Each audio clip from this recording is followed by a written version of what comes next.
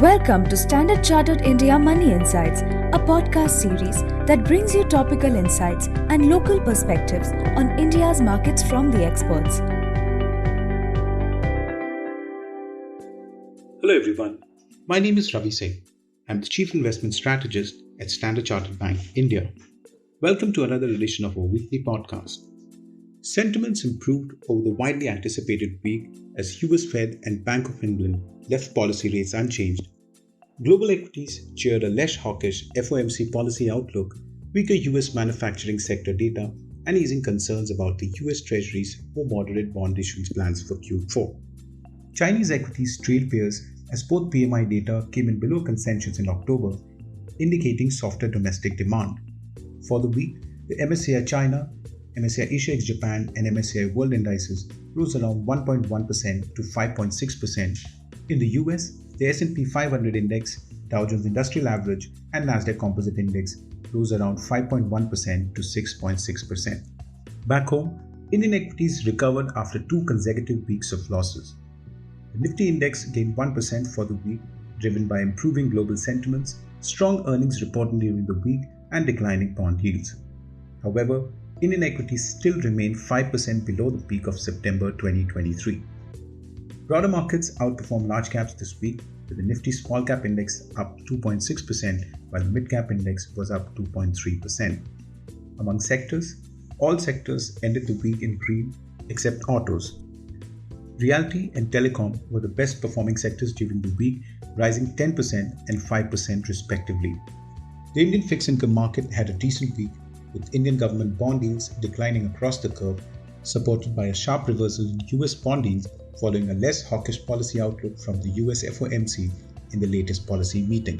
The 10-year US bond yield slid 20 basis points over the week. 10-year Indian government bond yield fell 4 basis points to close at 7.31%, while the 3-year and 5-year Indian government bond yields fell 3 basis points and 5 basis points respectively. The INR closed flat against the US dollar at 83.29 as the positive impact of lower US bond yields, falling crude oil prices, and a weaker US dollar were negated by continued foreign investor outflows. INR gold rose 0.3% for the week.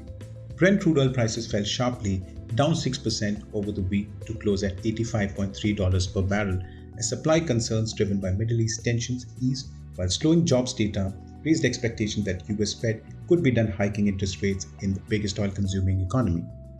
Among the major macro updates for the week, the first was on India's manufacturing PMI, which moderated to 55.5 in October of 2023, below the 57.5 reading over the previous month and market consensus. Factory activity remained positive, but at the softest pace since February, as new order growth hit its lowest level in a year and foreign sales expanded at the softest pace in 4 months.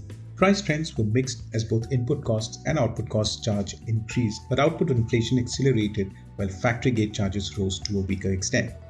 Confidence slipped to a 5-month low amid concerns surrounding the path of inflation and demand. The second data was on India's services PMI, which moderated to 58.4 in October of 2023, below the reading of 61 recorded in the previous month and market consensus. New business rose for the 27th month in a row. Although this was the weakest pace since May, the expansion remained substantial, with export growth witnessing the second fastest upturn since September 2014. On the pricing front, input price inflation accelerated while output cost inflation rose to the fastest in close to 6.5 years. Third data was on India's core sector, which grew at 8.1% year-on-year in September, following a 12.1% growth in the month of August.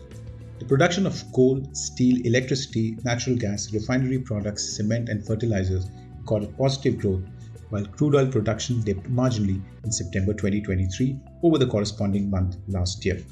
Over the April to September period of fiscal year 2024, core sector recorded a growth of 7.8%, driven by robust growth across sectors. At this point, I'll take a pause and thank you as always for listening. If you enjoyed this podcast, please like and subscribe. Have a great week ahead. Thank you for listening to Standard Chartered India Money Insights. Stay tuned for the latest updates and market trends by subscribing to our podcast. For more information, reach out to your Standard Chartered Relationship Manager or visit www.sbim.com. se.com/in.